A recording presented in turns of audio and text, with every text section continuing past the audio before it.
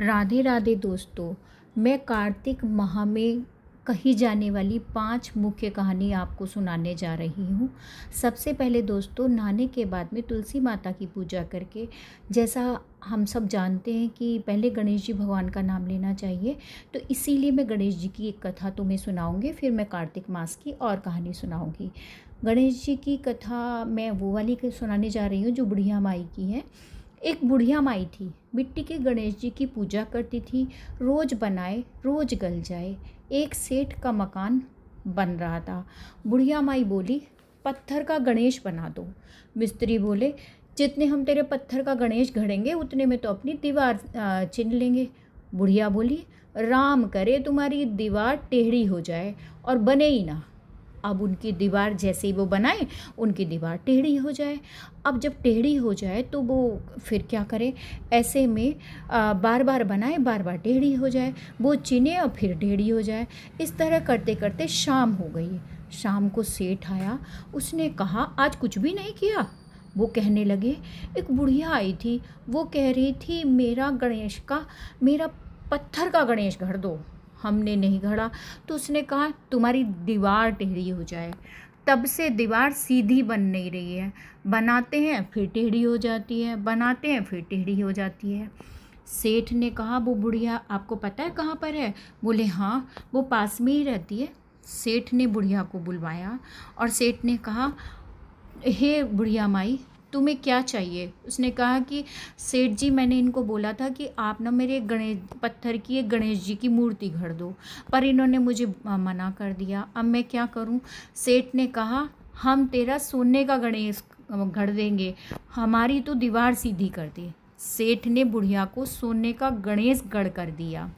सेठ की दीवार सीधी हो गई और बुढ़िया माई का चमत्कार देखकर सेठ जो है की तुलसी जी की कहानी सुनाने जा रही हूँ। कार्तिक महीने में सब औरतें तुलसी माता को सींचती। सब तो सींच कर आती, परंतु एक बुढ़िया आती और कहती, हे तुलसी माता, सत की दाता, मैं तेरा बिरवा सींचूं, मुझे बहू दे, पीले रंग की धोती दे, मीठा मीठा घास दे, बैकुंठ में बास दे, चटक की चाल दे, अच्छी मोत दे, चंदन का कांठ दे, अच्छा राज दे, दाल भात खाने को दे और 11 के दिन दे, कृष्ण का कंधा दे। तब तुलसी माता यह बात सुनकर सूखने लगी। तो भगवान ने पूछा कि हे तुलसी, तुम क्यों सूख रही हो? तुलसी माता ने कहा, मेरे मन की मत पूछो। ये तो भगवान ने कहा, अगर मैं नहीं पूछूंगा तो और कौन पूछेगा? तो तुलसी माता ने कहा कि एक बुढ़िया रोज आती है और यही बात कह जाती है, परंतु मैं सब तो पूरी कर दूंगी, लेकिन कृष्ण का कंधा कहाँ से दूंगी? भगवान बोले कि जब वह मरेगी तो मैं अपने आप कंधा दे दूंगा। बुढ़िया माई से कह देना। बाद में बुढ़िया माई मर गई। सारे गांव वाले इकट्ठे हो गए, बुढ़िया को ले जाने लगे, तो वह इतनी भारी हो गई कि किसी से भी नहीं उठी। तब सबने कहा, यह तो इतना पूजा पाठ करती थी, पाप नष्ट होने की माला फेरती थी, फिर भी भारी हो गई। तभी बूढ़े ब्राह्मण के भेष में वहाँ कृष्ण भगवान आए और सबसे पूछा, ये कैसी भीड़ है? तब सब बोले, एक बुढ़िया माई मर गई है और इतनी भारी हो गई है कि किसी से उठती नहीं है। तब भगवान ने कहा, मेरे को एक बात उसके कान में कहने दो तो वह उठ जाएगी। तब भगवान ने उसके कान में पास जाकर कहा, बुढ़िया माई, मन की निकाल ले, पीताम्बर की धोती दे, मीठा मीठा घास ले, बैकुंठ का धाम ले, झालर की झनकार ले, दाल भात, नीम और कृष्ण का कंधा ले। फिर यह बात सुनकर बुढ़िया माई हल्की हो गई। भगवान जी ने उसे अपने कंधे पर ले लिया और उसे मुक्ति मिल गई। हे तुलसी माता, जैसे उस बुढ़िया की मुक्ति करी, वैसे ही हम सबकी मुक्ति करना। जैसे भगवान ने उसको कंधा दिया, वैसे ही सबको देना। कहने वाले, सुनने वाले और हुंकारा भरने वाले सभी को ऐसा देना। अब मैं आपको गंगा जमुना की कहानी सुनाने जा रही हूँ। गंगा जमुना 2 बहनें थीं। एक खेत में से होकर निकली। पके हुए बाली को देखकर यमुना का मन मचल गया। उसने 5 दाने निकाल कर खा लिए और बोली, बहन गंगा, बाजरा तो बहुत मीठा है। गंगा ने कहा कि खेत के मालिक से पूछा और उसके बिना ही तूने चोरी करके खा लिया। जमुना ने पूछा यह उतरे कैसे?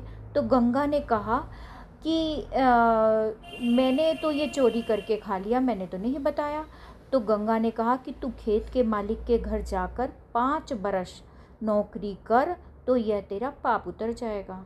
जमुना दासी का वेश बनाकर गई और साहूकार के घर जाकर बोली, मुझे नौकरी पर रख लो, मैं सिर्फ रोटी खाऊंगी और घर का सारा काम करूंगी, पर बर्तन में धोती नहीं धोऊंगी।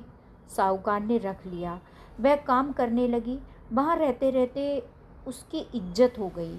साहूकार कोई काम करे तो जमुना से पूछे, खेत बोबे तो उसे पूछ कर बोबे, और वह जो जैसा कहे वह अनाज वैसा ही बोए।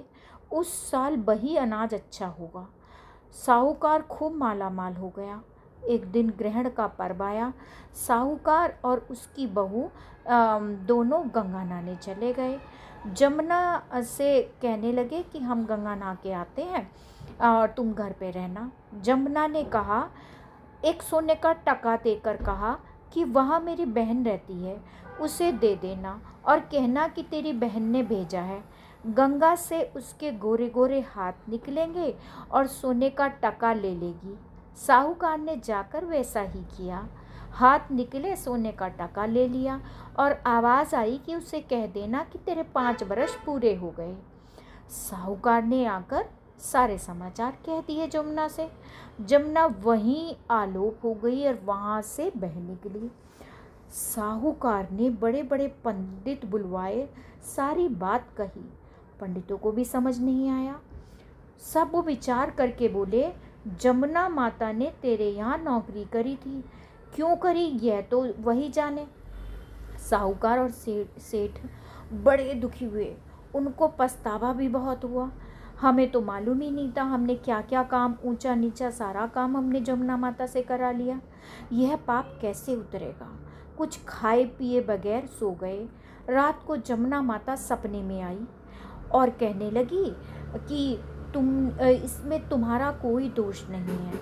उसने नौकरी करने की सारी बात बता दी और कहा कि तुम रोटी खाओ। सुबह साहूकार को उठा तो उसने अपनी नगरी में ढिंडोरा पिटवाया कि कोई भी चीज़ उसके मालिक को पूछे बगैर मत लेना। हे गंगा जमुना माता, जैसे साहूकार को बुद्धि दी वैसे ही सबको बुद्धि देना। और एक था अगली कहानी मैं सुनाने जा रही हूँ, नगर बसेरे की कहानी। एक तो जाट एक भाट का, दोनों गहरे मित्र थे। जाट का चला बहन के, भाट का चला ससुराल। रास्ते में कुएं की पाल पर दोनों बैठ गए।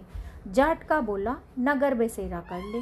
भाट का बोला कि मैं ससुराल जा रहा हूँ, खूब खातिर होगी, नगर बसेरा तो तू ही कर ले। जाट कुएं की पाल पर बैठकर पानी की घंटी और चावल का दाना लेकर नगर बसेरा करने लगा और बोला, नगर बसेरा जो करे सो फल दोबे। पाप ताता मांडा तापसी देगी मेरी माँ, माँ न देगी मायसी देगी द्वारका बास। मीठा मीठा घास वृंदावन का बास, पांचों पांडव छठे नारायण मेरो खिचड़ो श्री कृष्ण के पास।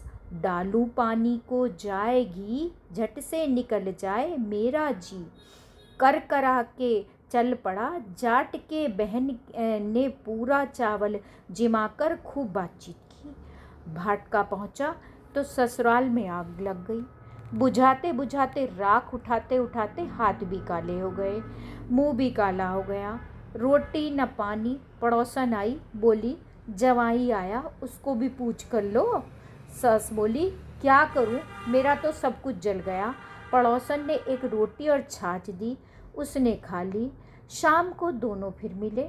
दोनों अपनी बहन कहने लगे।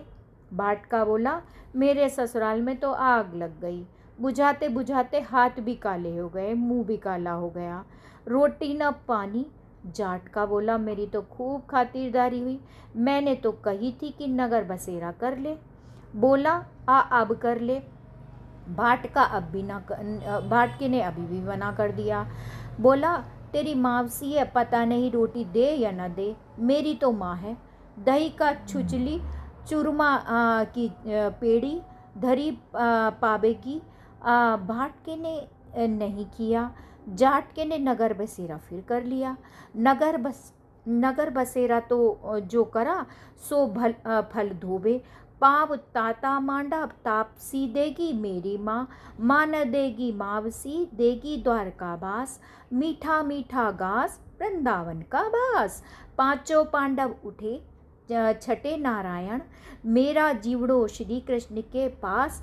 डालूं पानी को जाए घी। झट से निकल जाए मेरा जी। करके चल पड़ा।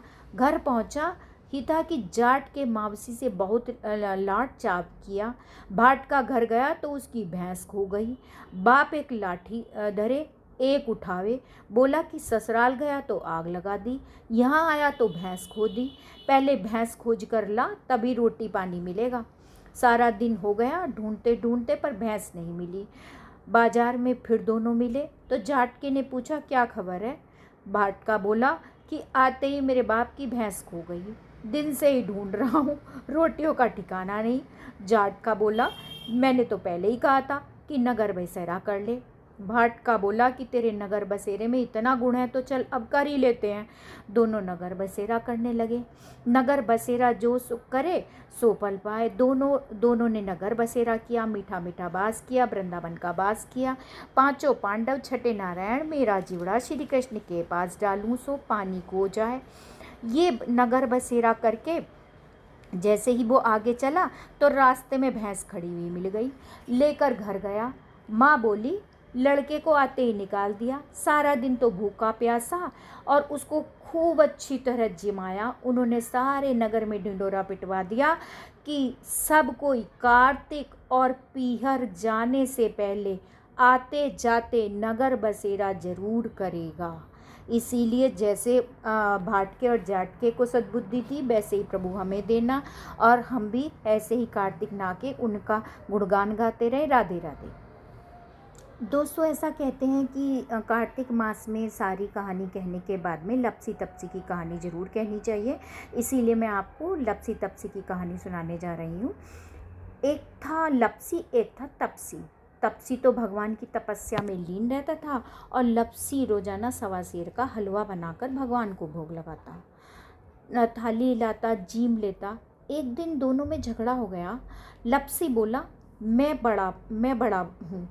तपसी बोला, मैं बड़ा हूँ, मैं सबसे बड़ा भगवान का भक्त हूँ। लपसी बोला, मैं सबसे बड़ा भगवान का भक्त हूँ क्योंकि मैं भगवान की तपस्या करता रहता हूँ। तो तपसी बोला, मैं इसलिए बड़ा भक्त हूँ। लपसी बोला, तपस्या करने से ही थोड़ी बड़ा होता है, मैं तो भगवान को सवा सेर का हलवा बनाता हूँ, रोज़ भोग लगाता हूँ, तो मैं सबसे बड़ा हूँ। ये सुनकर नारद जी बोले कि तुम्हारा फैसला मैं करूँगा।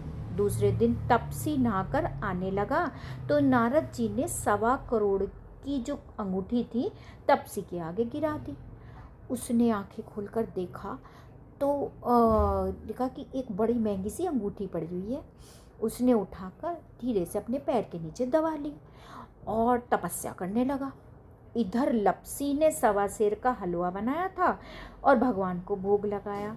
अब उसने भोग लगाकर उसने भी वो अंगूठी देखी, लेकिन उसने वो अंगूठी नहीं उठाई। उसने कहा, पहले तो मैं भगवान को भोग लगाऊंगा, फिर मैं जीऊँगा, तब मैं देखूंगा। मैं तो कोई अंगूठी नहीं उठा रहा। इतने में नारद जी आ गए, दोनों को अपने पास बिठाया। दोनों ने बोला, अब नारद जी आप ही फैसला करिए कि हम में से कौन सबसे बड़ा भक्त है। लपसी बोला, आप बताइए कि कौन सा बड़ा भक्त है। तपसी बोला, आप बताइए। दोनों ने, नारद जी ने जब ऐसा कहा तो नारद जी ने तपसी से कहा, ये फैसला मैं अभी करता हूँ। तपसी से कहा, तुम अपना जो ये पैर है वो अपना उठाओ। बोले, क्यों? मैं तो तपस्या कर रहा हूँ। बोले, तपस्या नहीं, आप पहले ये अपना पैर उठाओ। उसने जैसे ही पैर उठाया तो वो अंगूठी पैर के नीचे निकली। तब नारद जी बोले, जो ये तुमने अंगूठी चुराकर अपने पैर के नीचे रखी थी, इससे तुम्हारी तपस्या का सारा फल क्षीण हो चुका है। नारद जी बोले, तेरी तपस्या का फल अब तेरा जो है, अब तेरे पास कुछ नहीं रहा, इसीलिए आज से लपसी बड़ा है। अब तपसी बेचारा बड़ा परेशान, क्योंकि वो तपस्या करता था। उसने कहा कि हे प्रभु, आप अब मुझे बताइए मेरी तपस्या का फल कैसे मिलेगा। नारद जी बड़े विनम्र भाव से तपसी बोलने लगा, हे नारद जी, प्लीज़ आप मुझे किसी तरह से मुझे ये बताइए कि किस तरह से मेरी तपस्या का फल मिलेगा, क्योंकि मुझसे जो भूल हो गई उसे क्षमा करिए। नारद जी को उस पर दया आई, और नारद जी ने कहा, तेरी तपस्या का फल कार्तिक नहाने वाली देंगी। सब कहानी कहकर जब तेरी कहानी नहीं कहेंगी तो कार्तिक का फल तुझे प्राप्त हो जाएगा। धोती देकर अंगूछा नहीं देंगी, सीधा देखकर दक्षिणा नहीं देंगी, ब्राह्मण जिबाकर दक्षिणा नहीं देंगी, और दिया चार के होवे, नहीं तो तेरा पुण्य नष्ट हो जाएगा। जो भी अब कपड़ा दे के बटन न देंगी, दाहिने हाथ से नाड़ा बांधे, तो सबका फल तुझे मिल जाएगा।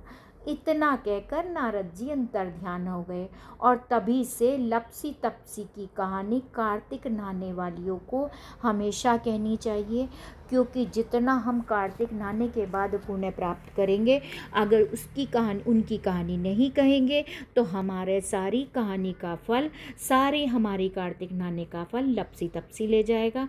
इसीलिए दोस्तों, आप कार्तिक नहाते रहिए और आप मेरी ये कहानी सुनते रहिए। ख़ासतौर से लपसी तपसी की कहानी कहना ना भूलें और सुनना ना भूलें। और आपको ये मेरी कहानी कैसी लगी कमेंट सेक्शन में मुझे राधे राधे कह के ज़रूर बताइए।